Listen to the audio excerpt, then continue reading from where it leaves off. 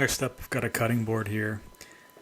Again, similar to a previous project, this was one that my wife asked for as a wedding gift for some friends of ours. And any excuse for me to play with Padauk, purpleheart, any of those fancy types of wood, I'll take it.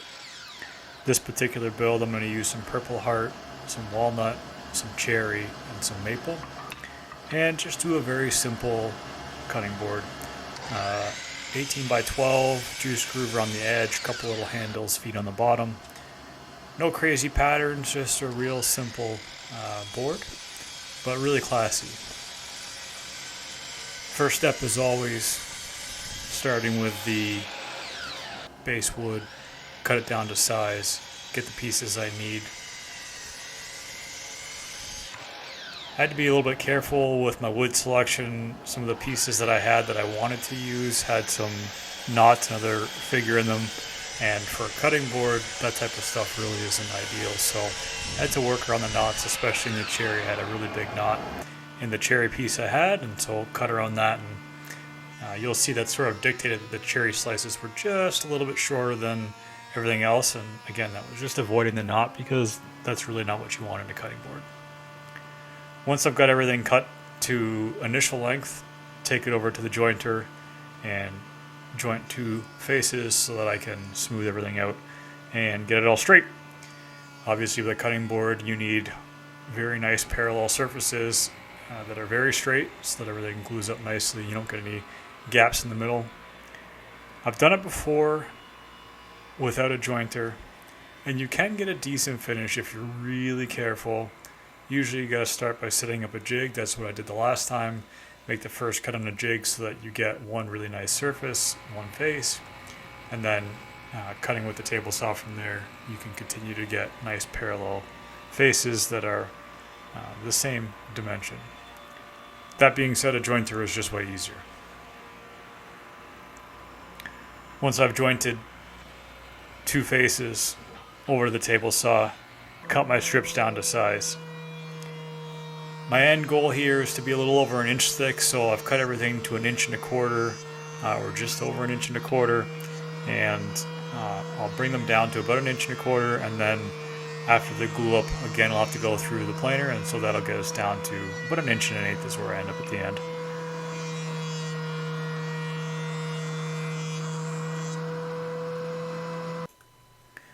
Once everything's cut to size and smoothed out and flattened through the planer, it's on to glue up. As I always do for cutting boards, type on 3. It's critical. You want to be able to wash your cutting board. Don't want to be leaving your cutting board dirty from the last time you used it and building up filth over time. And the best way to survive those washes is a glue that isn't going to soften. And that's type on 3. You can see the pattern starting to come to life here now.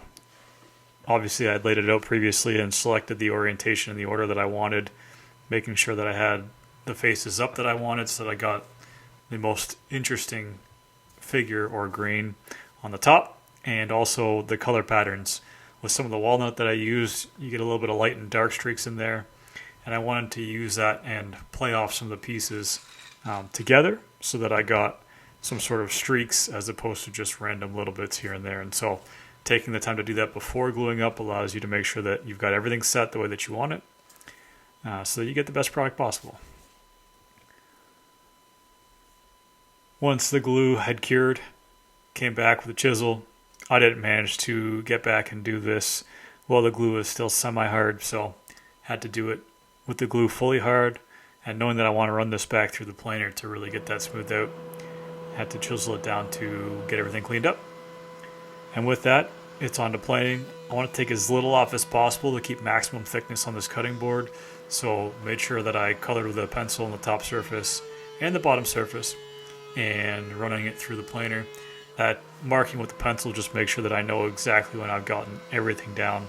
Once all the pencil mark is gone, I'm done.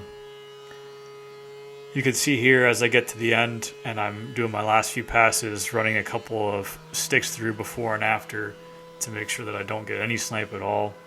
It was slightly less of a big deal with the individual pieces, but with the full board I want to make sure it's really nice and flat. With the top and bottom both flattened out in parallel, it's on to cutting it down to final size. I'm taking just a little bit off of either edge, and then I'll also cut the end grains down to get the exact length that I want.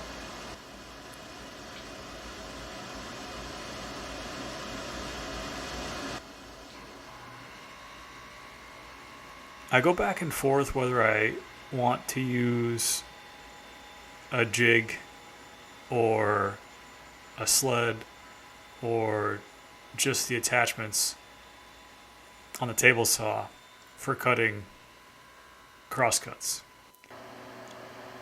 It kind of depends on what I'm cutting, to be honest. I'm really liking the miter gauge I have.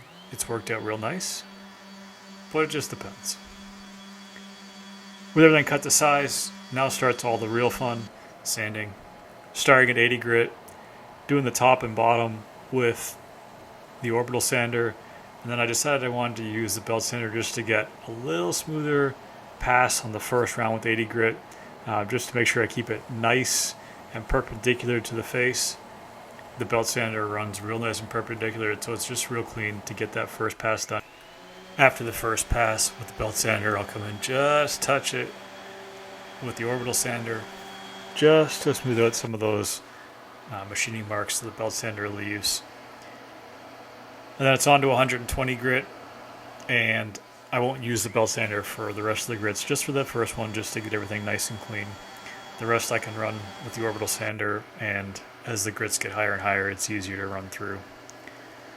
After 120 up to 180, running through, and again, I'm hitting all the faces, showing tons of sanding in videos, and everybody knows how that goes, so I'm not showing all of it. Once I've done the 180, that's where I start to do my routing work. So you can see here, I've used a couple of spacer blocks that I cut to size, and a couple of blocks with one of my sleds, and using that as my outline to cut the juice groove. I went around, it took multiple passes. The Purple Heart is really, really hard, and so I had to take numerous passes to get through the Purple Heart without completely burning it out. Even still, I had a ton of sanding to do to clean that up. And then came back and hit all the edges with about an 1/8 inch chamfer, maybe 3/16 of an inch of chamfer there. With all that completed, time to route in the pockets for the handles. So I'm measuring out, and then I built just a little jig, real simple. Glued a couple of pieces together here that with my 1/4 inch router bit and a 1/2 inch OD bushing on the router gives me the exact handle size that I wanted. About 4 inches wide and 1.5 inches into the board.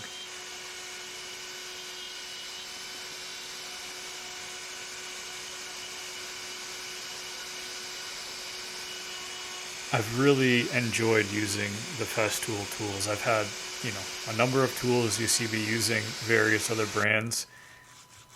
They're expensive, but man, are they worth it. They just run so smooth.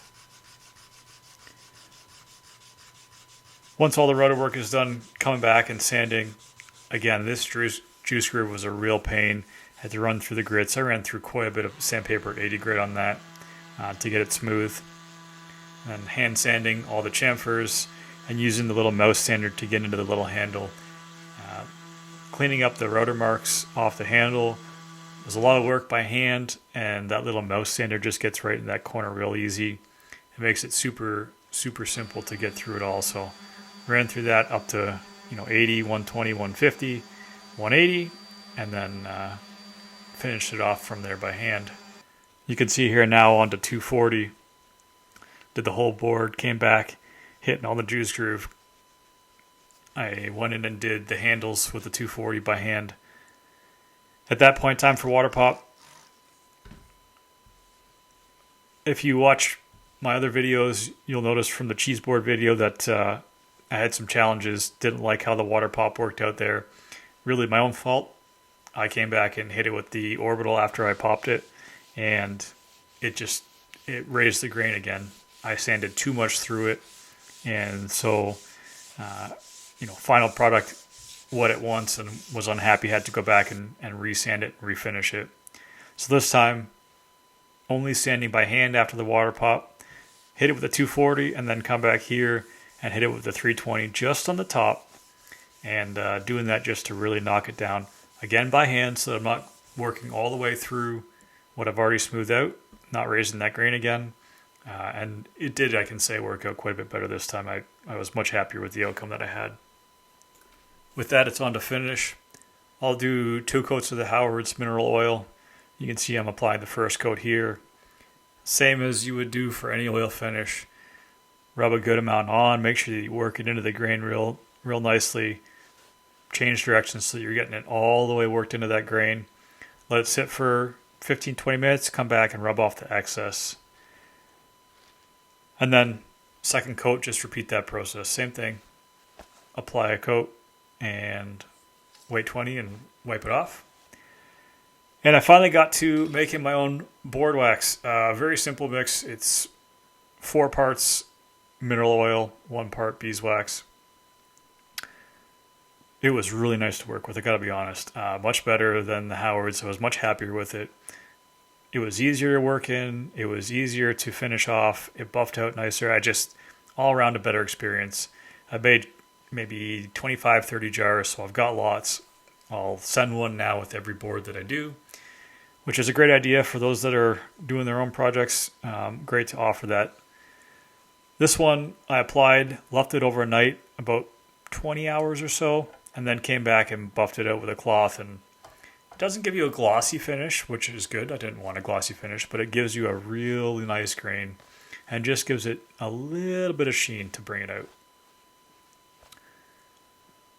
The last step here, got to put all the feet on. So using a couple of squares to get the exact point that I want. Popping it in with a little center point there. And then I'll screw in each of the feet. 4 feet is good on this. Just a couple little rubber feet. The board being so thick doesn't need to have any more than that. And frankly, for an 18-inch by 12-inch board, 4 is generally going to be good. And with that, the beauty roll. Again, this is another wedding gift, so to the happy couple, congratulations. Thank you guys all for watching. We'll see you on the next one. Take care.